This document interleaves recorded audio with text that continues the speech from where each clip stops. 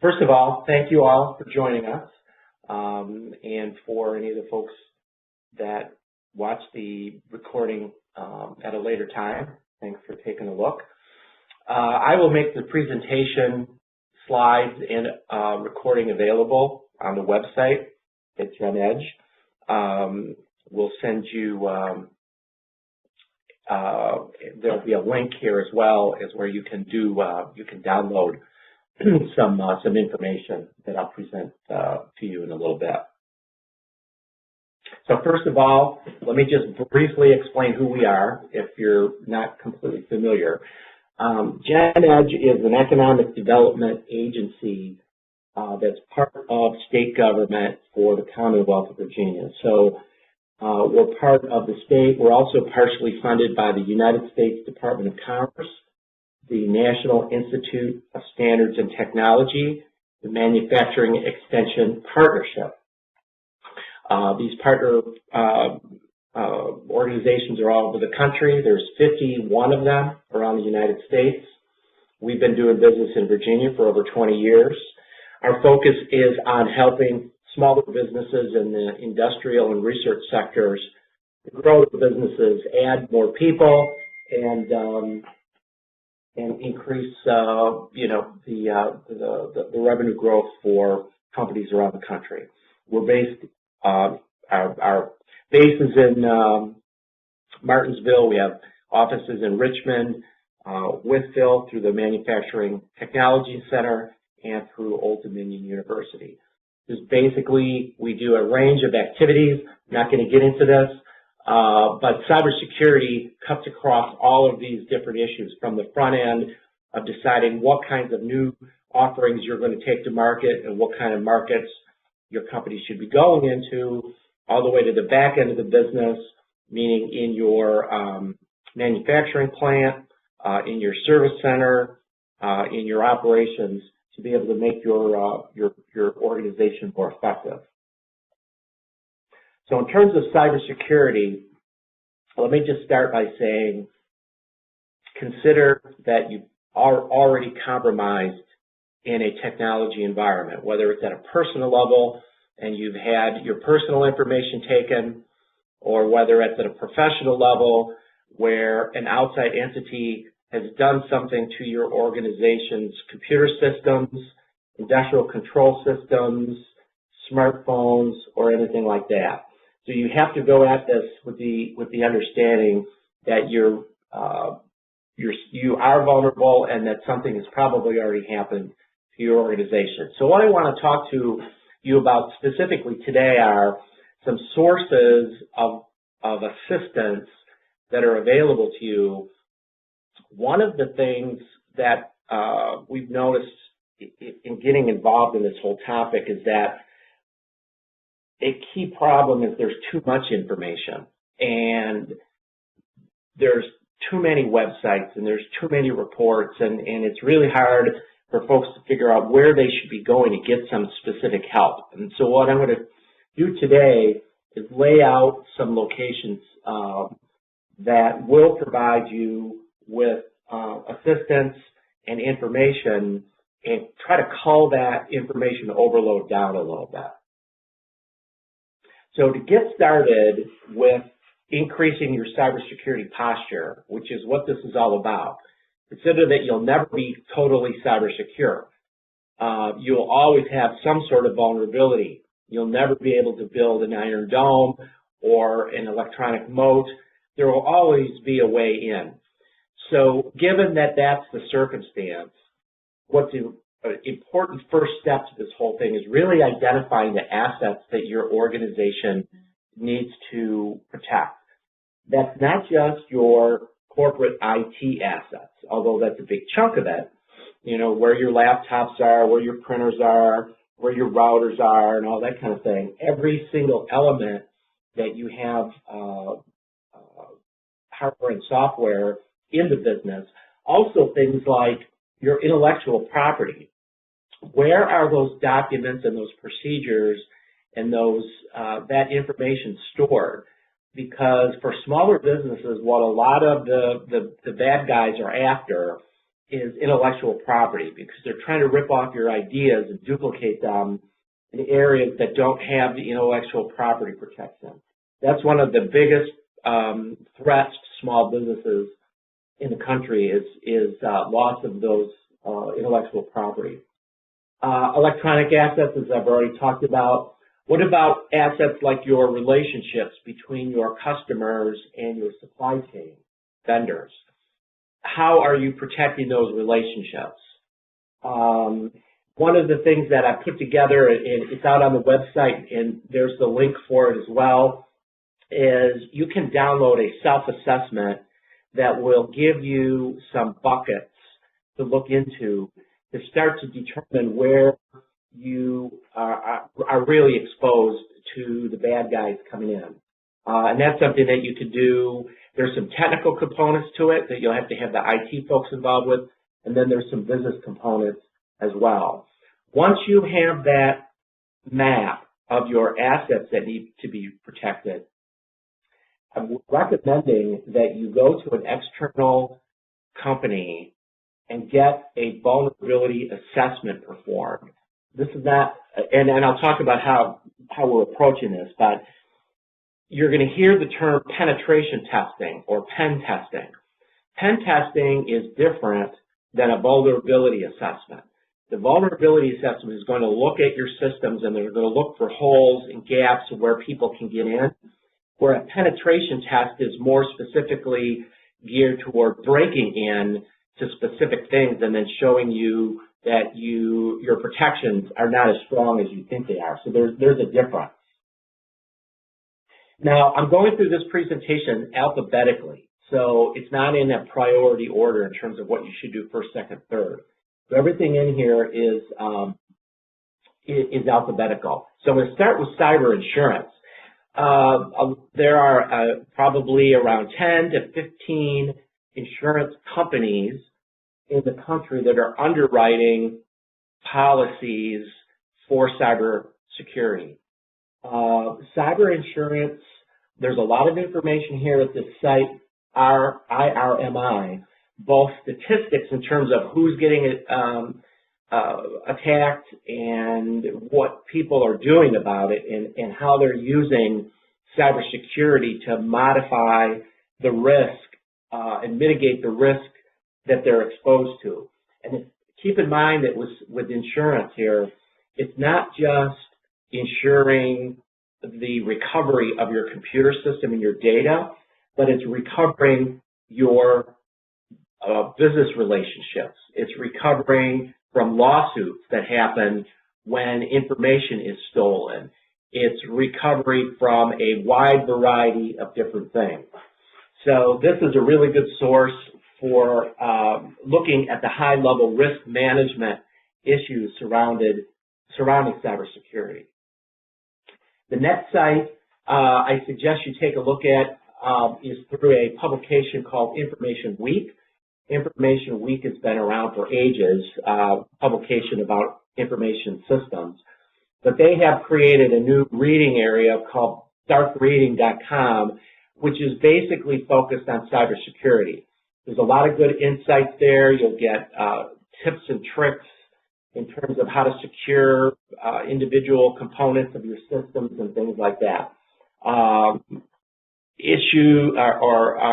Articles about, you know, the types of attacks that are going on around the world and insights into where your systems may be vulnerable. Now, the first government source that I'm going to talk about is the Department of Homeland Security. And they have several different areas that you can take a look at.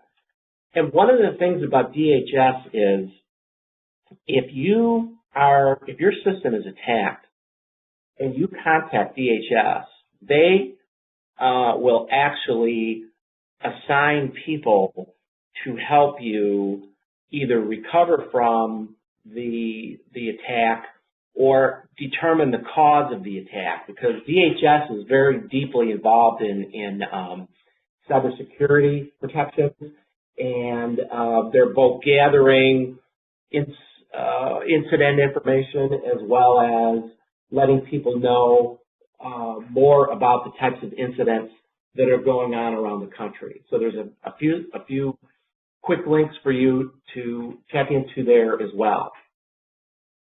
Now there's a new item that's going on right now called Defense Federal Acquisition Regulation Supplement. If you are doing business with the Department of Defense, you have to comply with this regulation by December of this year. So I've given you the links specifically for the regulations, and I'm going to talk about the specifications in just a sec. So there's a federal acquisition regulation that is the basic security controls for doing business with DoD, and then they've created this new thing called the DFARS 7012, which you see, which has it's over 110 control areas now, but what's important for you to know is that regulation it affects both prime vendors and subcontractors, and it specifically refers to the NIST Special Publication 800-171, which I'm going to talk about in a slide. I've given you a link directly to the guide that will help you interpret how to interpret the specifications, so that you can download those, find them, and download them easier. The specifications come out of NIST, the National Institute of Standards and Technologies. There are two overriding documents related to this DoD stuff. One is 853, Special Publication, and the other one is Special Publication 800-171. Without going into a lot of details about these specific regs, I've given you the links directly to those publications. 171 is all about protecting something called controlled unclassified information. And of course they refer to it as an acronym as CUI. CUI has to be maintained even though it's not classified, it still has to be maintained and secured, and the specifications on how you do that are built into that pub. There's another federal agency called DISA, and when you go to these links, the first time you go to those links, you're going to get this, you're going to get a screen that pops up and says, this is an unsecured connection. It's nothing to be alarmed about. You're going to see a line on there that says advanced or advanced options, and when you click that advanced, it'll allow you to accept that site and go into all the DoD sites pop up like this the first time you go in there. So DISA is aggregating information about incidents around the world. And these are some good sources for you to keep up with some of the things that are going on. If you're doing business with DoD, then you might want to look at that external certificate authority program that DISA provides to authenticate different systems, and it may make it easier for you to conduct business with the Department of Defense. Now, if you are attacked and you do have an incident, these are the links for the FBI. The FBI does not have the manpower to investigate every single thing that goes on because there are hundreds and hundreds of thousands of attacks going on all the time. What they're interested are the new ones, the ones that go through, the ones that are where money is actually being stolen, the ransomware type of attacks where the bad guy is locking up your system and demanding payment in electronic currency called Bitcoin or some variation of Bitcoin. And these are the links for the FBI to be able to report and get involved with them cybersecurity issues. Now, one of the areas that people aren't thinking about is is the areas of industrial controls, and this kind of links in with the whole concept of the Internet of Things. Industrial controls in the manufacturing environment and in the research and development environment is a key way for the bad guys to start getting into your systems. That could be anything from telephones and web cameras to your heating and ventilation and air conditioning systems, a whole variety of different kinds of things. So I've listed a few places here for you to go and specifically check out industrial controls areas. There's a center out of Homeland Security called the Cybersecurity Integration Center, which is aggregating information and making it available to you. There's a site you can go specifically to get emergency response help if your industrial controls get hacked into. There are documents that you could read in that third link about how to control or how to secure your industrial controls. And then I found an interesting site there called the SCADA Hacker, which lists a whole series of specifications on how to secure individual types of industrial controls. So those are some good sites to take a look into. When I'm talking about industrial controls, to some degree this could be on your manufacturing line. It could be programmable logic controllers. It could be, manufacturing system applications and hardware that's actually on the production line. It could also be these other types of things. It could be web cameras. It could be your physical security systems. It could be your labs. You may have development labs going using some unique things that's a way in. Automation, robots, and things that are going on to automate the production line are industrial controls. Your telephone system has industrial control equipment built into it, and that could be a way to hack into your enterprise system as well through those boxes, as well as things as small as motion controllers, those little things that are connected to your alarm system. So when you think about industrial control systems, think broadly and how those systems can allow the bad guys to get into your IT world. There's a group up in Northern Virginia called Mach 37. Mach 37 is it's a business incubator specifically for cybersecurity companies. It is part of the state government for Virginia, again, another economic development group through the Center for Innovation Technology. And they run a series of cohorts companies. I think it's don't quote me, I think it's every 4 or 5 months. So they do 3 different cohorts a year. And these companies are always looking to get new hardware and new software out into the world.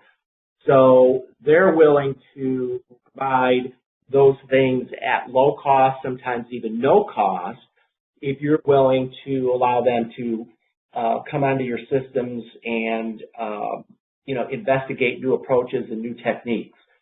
So take a look at that. They've been in business now for several years. They've had many companies going through that for a wide variety of different products and services. So that's a good site for you to take a look into. Now, the National Institute of Science and Technology, the NIST organization itself, the higher level NIST organization, has an entire group focused on cybersecurity. They were charged via executive order to create something called the Cyber Framework. The Cyber Framework is a generic kind of a template as to how to look at your information systems and how to begin breaking down the way that things what components are in your system and how you are specifically going to focus on making those different components more secure, and it gives you an ability to talk with your senior management of your business to understand where the business risks are located by being unsecured or having lower security across the whole organization. The NIST also has a Cybersecurity Center of Excellence that I would suggest you take a look at. Again, aggregating incident information and trying to make best practices available to folks to increase their cybersecurity positions. NIST and the Department of Homeland Security have combined together or have come together to create a national vulnerability database. And this is the location of the database. And these are some of the elements that NIST and DHS have made available to the public to help in this entire, this whole cybersecurity discussion. And so there's a number of different tools and methods and things that you could use there that are that could be particularly helpful to you. And then I believe most of those things, if not all of them, are no charge types of items made available by the Fed. There's an organization called the SANS Institute that I would encourage you to take a look at. This is more oriented toward training and certifications for individual people. You really, outside of ISO 27001, there really isn't a way to certify a business related to cybersecurity, but individual people are certified for different types of certifications. And the SANS Institute is a good place for you to go and look into those different education certification programs, as well as they do make a lot of information available about kind of what's going on in the security world through that security resources link. So that's another good site for you to check out as well. Now, the state of Virginia, and the Commonwealth of Virginia, the state government, has created multiple different sites to support the increase of cybersecurity across the business community. So the ones that I've located are the ones that are on the screen here. One is about training. The Virginia Cyber Range is more about training and education, and how can you link to younger people and bringing them into organizations, use younger people for to meet your staffing needs and things like that. There's several different things that you can look into there.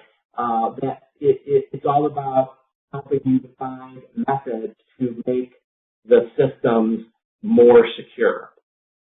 A number of different resources available and all of that as well. So those links would be good to check into. Now locally, I found a couple of university programs that are interesting. If you go to that first link where it says cyberva.virginia, that lists every single program of training across Virginia for both the university and the community college level. So this might be a good place for you to check out if you're looking for different staffing opportunities, to be able to say, how am I going to hook into the right kind of folks to help me on this whole systems journey, if you will. Give that some thought. The University of Maryland has actually created an area specifically around cybersecurity and the cybersecurity within the supply chain. And I would encourage you to take a look there. They've been building that out for a couple of years, and there's some interesting information there. And then Norfolk State and Old Dominion have partnered up to create a cybersecurity area for, again, more tools and methods to be able to help identify where your vulnerability areas are and to be able to help you figure out how to close up some of those gaps.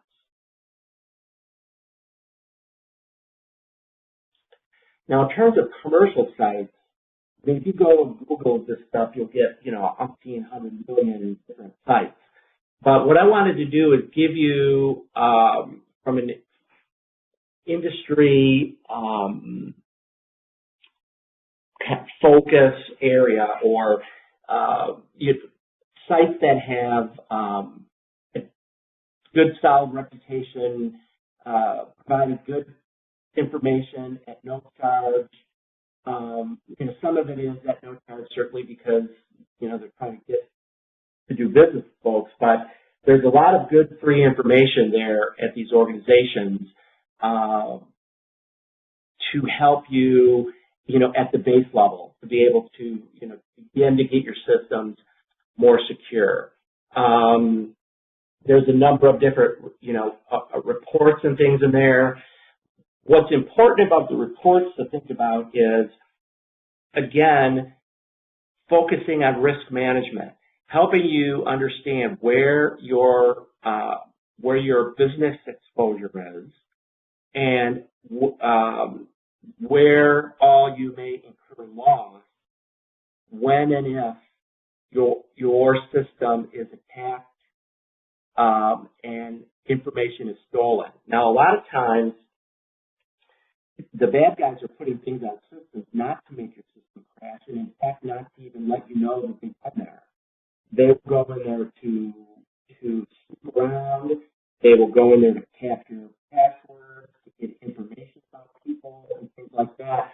So it's running in the background, and it's in a more or less a monitor mode, and it's not really trying to take you down or steal something in particular, like money or something. So when you're looking at some of these reports, keep that in mind as a frame of reference, is that it's about identifying your business exposure.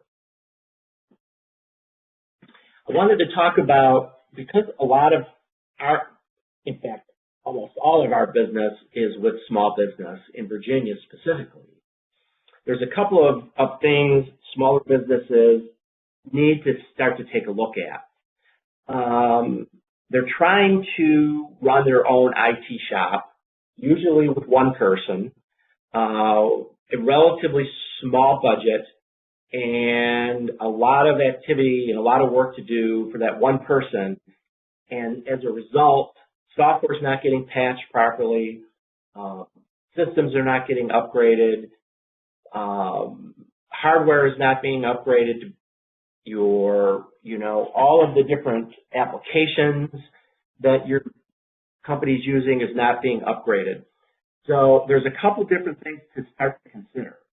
I'm not saying one is better or worse than the other, but the way that they're structured today in the marketplace is basically on-premises managed services where you continue to keep your IT shop, but you bring in a third party for information security to have them help your IT staff to make sure that software patches are up to date.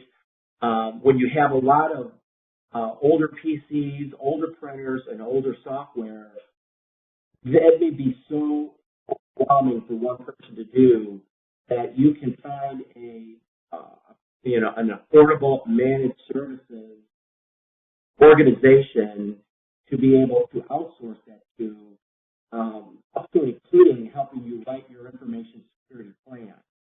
And going forward, a lot of business contracts, especially doing business with the government, they're going to require, as an attachment to your contracts, a copy of or something related to the copy of your information security plan, and to know what you're doing to make sure that your assets and your relationships are in fact protected. So the other angle, the other approach that you can take to it is from the cloud perspective. And the way that cloud services get sold is that this is going to be fantastic. It's going to save you a lot of time and a lot of money. And you have to be very clear about your objectives and your goals when you go over to a cloud application. So it can, in many cases, actually be more expensive to move into a cloud application world than it is to actually continue to do your own system, but using some third-party managed services. So you could move entire platforms onto the cloud. You can move individual applications to the cloud. You can actually buy then software as a service from your vendor. So rather than you having the application, they have the application, and you're basically just you're paying based on transactions, or there's a different pricing model than if you're buying hardware and software kind of all bundled together as one big package. They're selling data sharing services, so instead of using things like Dropbox, for example, you would use a cloud application, which is what we do at GENEDGE. We use IBM Cloud services to be able to hang data in a secured environment, and then outsiders that we invite in to come in and download or upload specific content related to our different projects. So that's an interesting approach to consider as well. Much more secure, much better than using flash drives and emailing CDs around and that kind of thing. Or you can look at specific applications. A lot of folks are they're getting off of their email servers and they're getting email off into a third party, because that's where the vast majority of trouble today is starting with email. So I want to talk about a couple of specific things that you can do today to improve your security posture. First of all, training employees is the most critical thing to do. Most attacks today that cause damage are coming in through email, but it's changing. They're using an approach that's referred to as phishing, and phishing might be something like you get the email from the Nigerian prince who wants $1,000 business, but they're getting much more sophisticated than that. That was kind of Generation 1.0 crime. Now there's a new thing that's referred to as spear phishing, and spear phishing is going at targeting very specific people or specific positions, roles within a business, and they're getting quite sophisticated. So a website will be produced that looks exactly like your website, that entices somebody to go in and put in information that then they steal. So it could be passwords, logins, account numbers. It could be, faking up wire transfers. And again, it's getting very sophisticated. So you do need a program to start training your employees about being much more aware of this. And social media is, a two-edged sword as well, because people are putting a lot of information out to the world through these different applications, Twitter feed, Facebook, what have you. There's many social media channels that are unsupervised or unmanaged, and people can, without really thinking about it, expose information about your business that the bad guys are looking for and will use against you. Another area is to clean up your machines, your laptops and tablets and things like that. As I work with businesses around Virginia, I'm finding a lot of companies, are on ancient PCs that are still running XP, which is a completely unsecured environment. and they say, well, it's going to cost a lot of money to upgrade my hardware. The fact of the matter is, it's going to cost you a lot more money if you go out of business. And getting hardware updated and software updated is critical to this entire issue. You've got old versions of operating systems. You've got old versions of application software. You're not updating your virus or your firewall information on an ongoing basis. That's the low-hanging fruit. I mean, that's where the bad guys are looking around. There's a whole different approach when they're trying to break into the Department of Defense or Bank of America, a small manufacturer, but nonetheless, they're still after the small guy. The small guy is a platform to get to the big guy, or they're using you just to disrupt the supply chain. There's a lot of different issues. So keeping that up to date is critical. Mobile devices are probably the bane of the existence for your IT people. Bring your own device. Everybody's got everything. It's connected to the network. And you've got all kinds of company protected proprietary information going across the wire on a phone that's sitting in your employees' back pockets that they are walking around with, that they are losing, that they are leaving at the airport, that they are leaving at the restaurant, all these kinds of things. And so you do need to be very aware of getting passwords on those machines, using encryption options, getting security applications on there. One thing that we're harping on a lot, and I finally drank the Kool-Aid myself and understand this. Avoiding public networks is critical. Your folks should not be going to Starbucks using their wireless connection, their Wi-Fi, connect to your computer system and conduct business.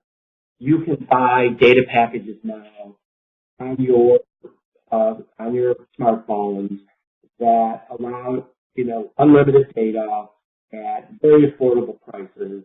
That it allows your folks to use that phone as a Wi-Fi hotspot, connects up in a secured environment, into the internet, and the same thing goes with hotel Wi-Fi. Don't ever use the hotel Wi-Fi. Unsecure, they're capturing everything. Just assume that they're capturing every keystroke that you put on your machine when you're using the hotel Wi-Fi. And a lot of times it's all about lost or stolen as well. As soon as somebody loses or has something stolen, they need to report that, because you don't have much time before the bad guys are going to actually take advantage of that thing, of the fact that they have that in their possession.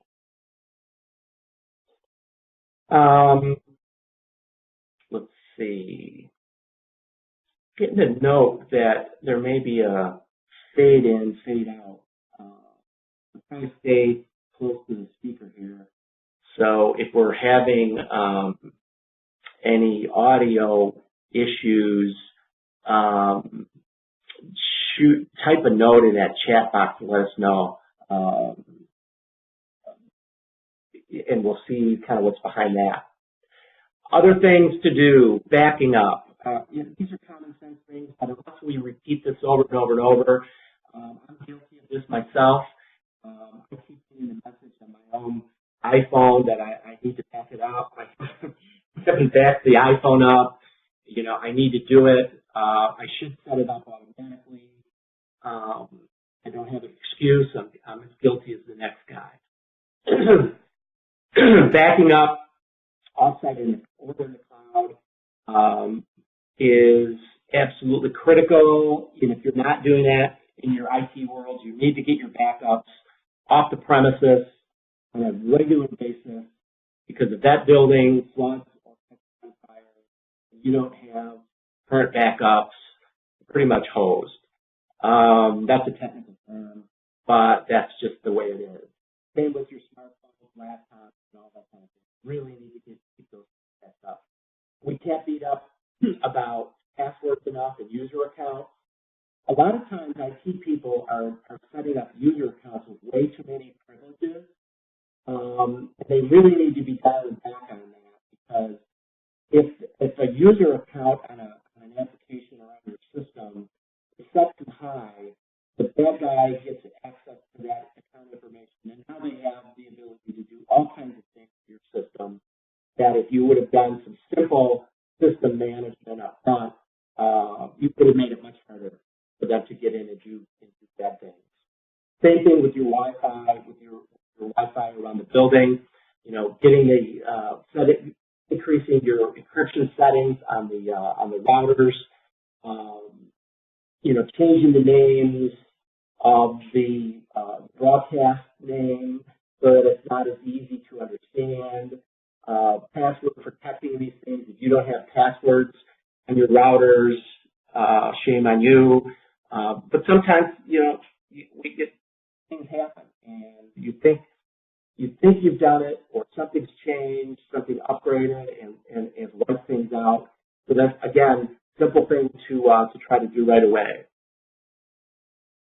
A lot of businesses now are using and accepting payment cards. This area is really open to crime, because you're talking about the actual transfer of money.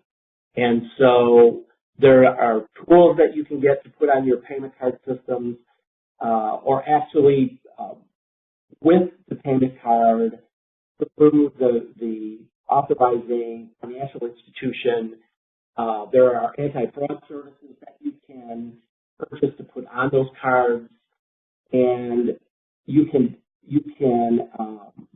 take your payment applications and put them on different machines, so that it makes it much more difficult for somebody to break in, make a hop from one application to another application to get into your payment system. And then again, limit the access to these things across the company. Not everybody needs to have them. It really depends on the role that the individual has with the business, and really make sure that you're careful about installing software, because the more software people are downloading off the internet in an unprotected state, the more viruses, malware, and open access you're creating on your own server. So we all like to download apps. We all like to get free software. We like to do our own thing. But the IT department really needs to have a policy and some control over that, because that's really, you know, that's just throwing the door open and saying, come on in and rob me. We beat up everybody on passwords.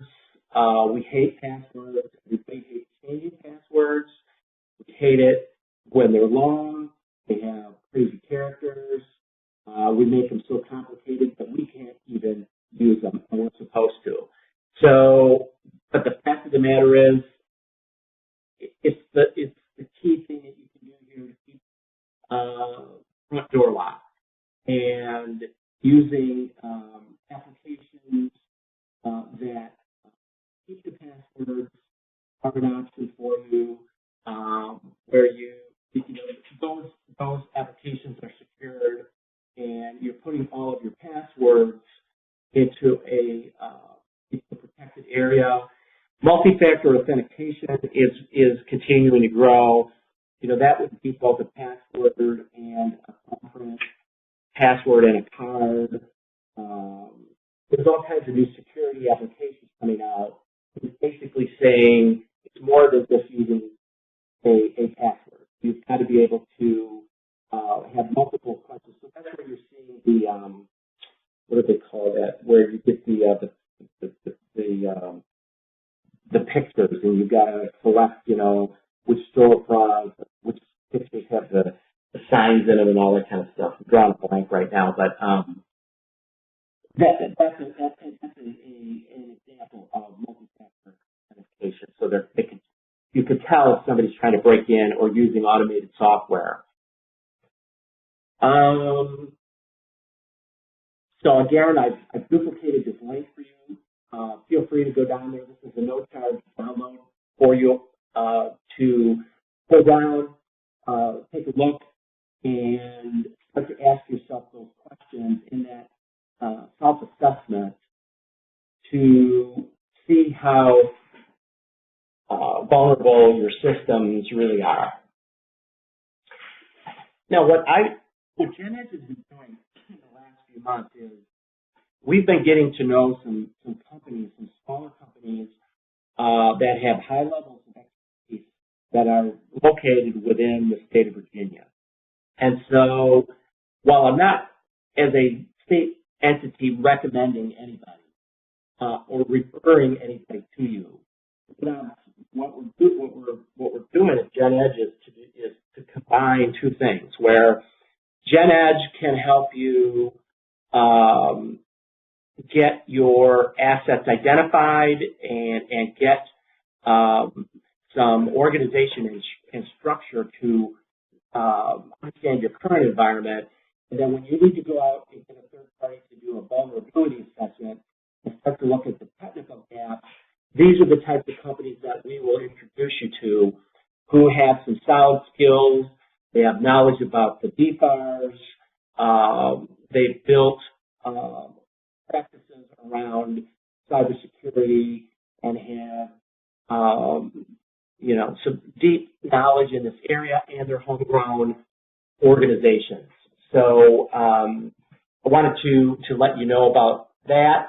I came across McLean Insurance. I know there are other brokers in the state, but they seem to be few and far between. If anybody ever comes across one and wants to shoot me an email, I'd appreciate it. But McLean is up here in McLean, Virginia, and there's only a handful of companies that actually are underwriting cyber insurance. So you have to find a broker that's underwriting for one of those, probably, I think it's about 15 companies. The vast majority of cyber insurance is being underwritten by 6 companies. And then there's kind of some second-tier companies that are doing it. So that's one, if you're ever interested in getting some info on cyber insurance. They're pretty knowledgeable. So I would suggest you give them a call. Now, there are other companies in Virginia that do focus on cybersecurity. There's a whole bunch of the big boys that are doing, defense and federal work, quite expensive. And then there's also startup companies on that list as well. A lot of them sell products rather than services. And so when you're talking to these different companies, what we suggest to people is to say, first start with a services organization who doesn't have a predefined product that they're trying to sell you. So they're going to go out, fish around, look for the problem that their product solves. I would say look for an product agnostic firm that's service oriented, that can do a fairly straightforward, simple vulnerability assessment that does not cost you an arm and a leg. And this list here provides multiple different companies within Virginia. So I think they're out of that Cyber 500 list around the country. I want to say somewhere around 80 of them are based in Virginia. And again, some of them are listed general dynamics and things like that, but there are a lot of, most of the activity with products and services is being done by subject matter experts kind of in smaller focused organizations. So to bring this to a conclusion, what we're doing to assist businesses in Virginia, because we're partially subsidized by U.S. Department of Commerce and the state.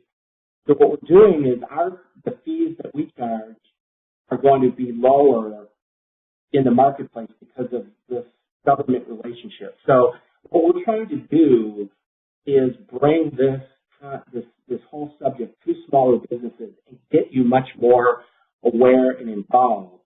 And then we're partnering with other firms to do the technical assessments.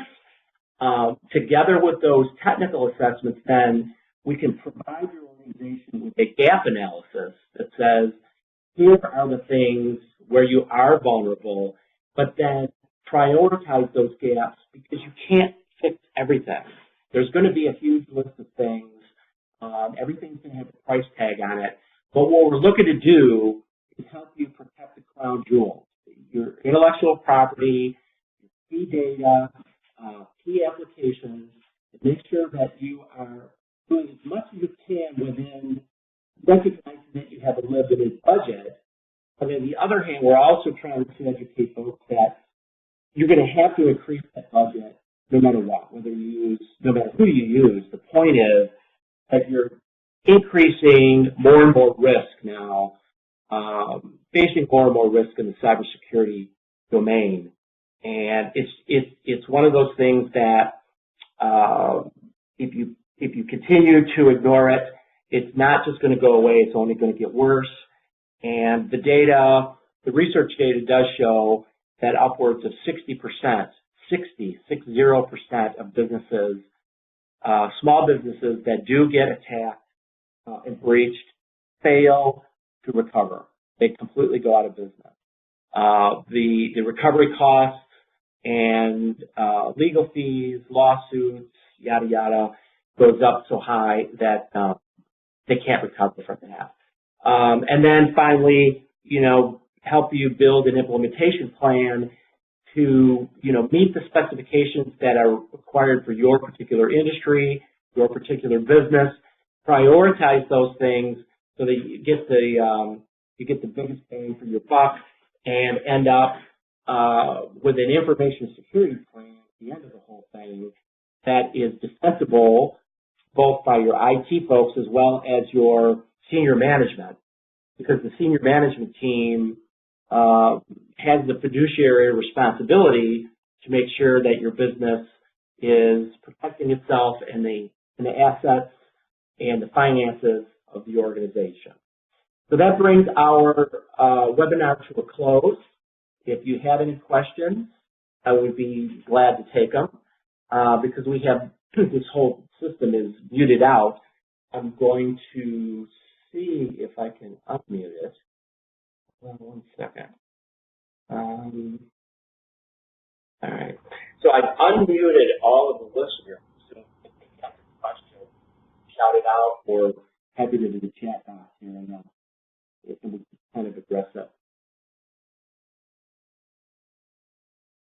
All right. Well, with that, I appreciate the time and the interest. Again, feel free to go to that link and download that assessment. Give us a call anytime. We'd be glad to help you, link you up with the right people, the right resource, or, help you directly. So with that, good day. Take care. Goodbye. When will the audience be available? Will the copy of this be available to us? Probably later today. Usually, yeah, just one of our marketing folks will pull it together. I'm going to try to make it, by close of business. Thank you for your interesting presentation. Yeah, thanks. Okay, take care. Bye-bye.